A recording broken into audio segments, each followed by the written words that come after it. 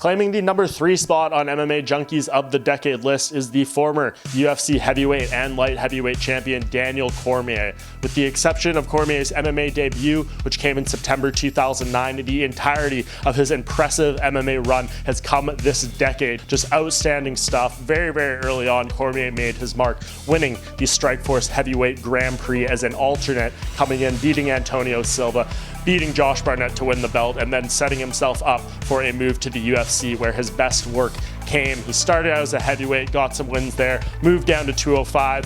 Yes, he came up short in his first title opportunity against Jon Jones, but he ultimately won that 205-pound belt in Jones's absence, would lose the rematch still, but nevertheless, he did some good things there, defending it twice against Anthony Johnson, some other strong contenders out there as well. And on Cormier's part, he moves back up to heavyweight after that and claims the heavyweight strap in the UFC, becoming one of just 7 fighters in the history of the company to win titles in 2 different divisions, one of 4 in history to be a simultaneous 2-division champion. And yes, we know being the champ, holding 2 titles, kind of all the rage these days, but what sets Cormier apart from anyone else who's done it is he defended not one, but both titles, which is a huge, huge feather in his cap in terms of legacy. 10 wins over fighters that have either challenged or held a UFC title, holds the record for most significant strikes landed in a UFC light heavyweight championship fight.